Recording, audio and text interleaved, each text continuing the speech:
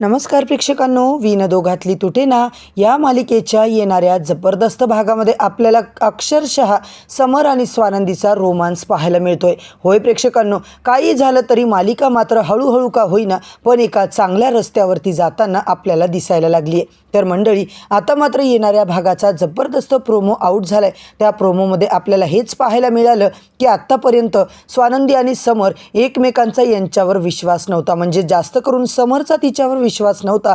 पण आता मात्र स्वानंदीविषयीच्या भावना समरच्या मनात जाग्या झाल्या. इकडे मात्र मल्लिका स्वानंदीची जिरवायला जाते प्रेक्षकांनो, परंतु जिरते मात्र तिची स्वतःची. नेहमीप्रमाणे तिचे सगळेच प्लॅन आता फ्लॉप होतात. इकडे मात्र स्वानंदी राजवाड्यांच्या घराला खरंच वारसदार देणारे नक्की मालिकेत काय काय घडणारे हे सगळं प्रेक्षकांनो आपल्याला आजच्या भागातच पाहायला मिळणार आहे. आजचा भाग खूपच इंटरेस्टिंग दाखवला आहे, त्यामुळे शेवटपर्यंत नक्की बघा. चॅनलवरती नवीन असाल तर चॅनलला सबस्क्राईब करा, व्हिडिओला लाईक करा. इकडे मात्र मल्लिकाबाईने सांगितल्याप्रमाणे सुष्मिता जबरदस्ती स्वानंदीला फुगडी खेळायला घेऊन जाते. तिला आग्रह करत असते, ताई चल ना गं, चल ना, मला फुगडी खेळायची आहे. अगं सुश, तुला माहिती आहे ना मला चक्कर येते. पण सुष्मिता काही ऐकत नाहीये. तिला आता सुष्मिताचा हट्ट म्हणून स्वानंदी आता लहान आहे, जाऊ दे म्हणून तिच्यासोबत फुगडी खेळते. पण मात्र प्रेक्षकांनो, सुष्मिता दिसाय वागायला भोळी परंतु एक नंबरची बदमाश दाखवली आहे. डोक्याने मात्र अतिशय मल्लिकासारखीच आता ती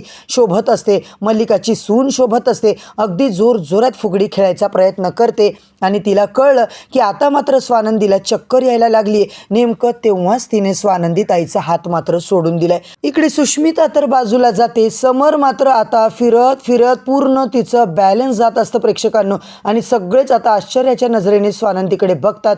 समरला मात्र भीती वाटते. समर लगेच तिला जाऊन सावरतो. आता मात्र स्वानंदीच्या अवतीभोवती सगळे लोक असतात. मल्लिका मात्र तिची नौटंकी चालू करते.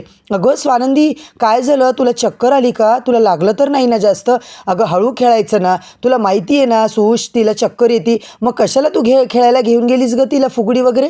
माहिती आहे ना स्वानंदी ताईला तुझे सहन होत नाही आहे गोल फिरलेलं. तेव्हा मात्र आजी, स्वानंदी आणि समर आश्चर्यचकित होऊन आता बघत असतात. स्वानंदी मात्र मनात म्हणते, फुगडी खेळल्यानंतर मला चक्कर येते हे आता मल्लिका काकूंला कसं माहिती? तेव्हा मात्र हे सुष्मिताला त्यांनी विचारून जाणून बुजून हे आता केलेलंच कारस्थान दिसतंय.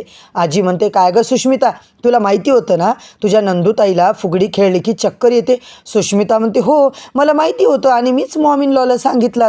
आता मात्र आजी म्हणते, मग स्वानंदीला मुद्दामून पाडलं की काय तू? स्वानंदी म्हणते, आजी प्लीज जाऊ द्या ना, माझंच चुकलं. खरं तर मी तिच्यावर विश्वास ठेवला.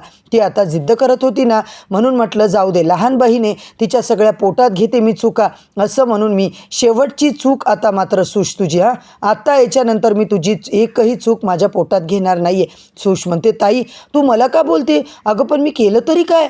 अगं तू काय केलं हे तुला व्यवस्थित माहिती आहे सुश, पण कसं आहे माहिती आहे का, कुणाच्या जीवासोबत खेळणं हे अजिबात योग्य नाही आहे. आणि आता मात्र सगळेच प्रेक्षकांनो तिकडे सुष्मिताला दोष देत असतात. सुष्मिताला नको ते बोलत असतात. सुष्मिता म्हणते, अरे यार मी कुठे काय केलं? मॉम इन लॉच आता मला म्हटलं ना फुगडी खेळ स्वानंदीसोबत म्हणून. आता मात्र प्रेक्षकांनो स्वानंदीला खूपच कसं तरी व्हायला लागलेलं असतं. सुष्मिताला सगळे दोष देत असतात. इकडे मात्र घरी आल्याच्या नंतर स्वानंदी म्हणते, बघितलं का राजवाडे, माझ्या बाबतीत नेहमी असं घडतं. मी खात्रीने सांगू शकते याच घरातलं कोणीतरी आहे जे कारस्थानी आहे. सुष्मिताच्या डोक्यात नको ते भरवत असतं.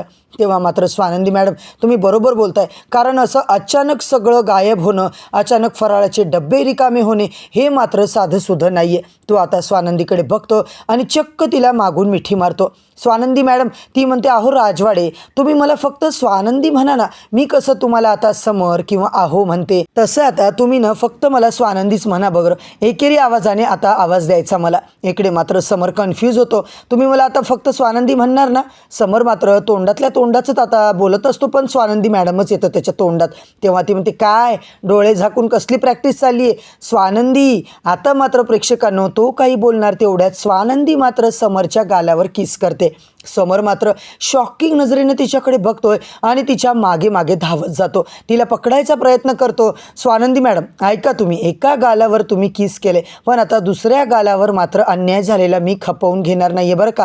दोघांनाही आता समान न्याय पाहिजे. मला काही माहीत नाही आहे. स्वानंदी आता समरच्या दुसऱ्या गालावर किस करणार. प्रेक्षकांनो, समर मात्र स्वानंदीला जवळ घेतो. आता मात्र या दोघांमध्ये इतकं प्रेम फुलायला लागले. त्यानंतर मात्र नेमकं आपण पाहतोय स्वानंदी समरला आता हक करते. दोघं आता बोलत असतात. छान त्यांचं बॉन्डिंग मात्र आता तयार झालेलं असतं. तेवढ्या गोंधळातच आपल्याला असं पाहायला मिळतंय, भर रात्री मात्र राजवाड्यांच्या घरात आता चोराची एंट्री झाली. एकच गोंधळ उडतो प्रेक्षकांनो, पण कुणालाच काही आता बोलता येत नाहीये. स्वानंदी मात्र किचनच्या तिकडून मागून मागून सगळा प्रकार बघत असते. ब्लँकेटच्या खाली आता चोर मात्र घुसलाय. वाकून वाकून इकडे तिकडे पळत असतो. मात्र स्वानंदी त्याला आता थांबवायचा प्रयत्न करते. तेव्हा मात्र समर म्हणतो, काय झालं, शुकशुक करत असतो. स्वानंदी म्हणते, चुप बसा, घरात चोर आलाय. समर मात्र आता तिकडे बघतो आणि मात्र प्रेक्षकांनो त्यालाही शॉकच बसतो. इकडून मात्र आजी मल्लिका झाडू घेऊन येतात. आई चोर, बहुतेक आता आपल्या घरात डाका पडणार आहे. इकडे मात्र आजी झाडू घेऊन येते. मल्लिका मागे मागे येते. प्रेक्षकांनो, अंशुमन, मल्लिका, सुष्मिता सगळ्यांचीच टक्कर एकमेकांना लागते. मल्लिका म्हणते, अहो काय चाललंय तुमचं, किती घाबरले मी. पण मल्लिका मात्र, प्रेक्षकांनो तुम्ही दोघांनी तिकडे शोधा. आता भरभर कर सगळे शोधत असतात. घरभर आता त्या चोराला शोधतात. खरंच आता प्रेक्षकांनो चोर म्हणजे दुसरा तिसरा कोणी नाही तर बहुतेक अंशुमनच आहे की काय, असं मात्र आता आपल्याला पाहायला मिळतंय. तर मंडळी, आता मात्र हळूहळू समरच्या डोळ्यावरची काकूच्या प्रेमाची आंधळी पट्टी मात्र निघणार आहे. कारण स्वानंदी असा काही भयानक डाव आता खेळताना आपण पाहणार आहोत आणि हे सगळं आपल्याला येणाऱ्या भागातच पाहायला मिळतं.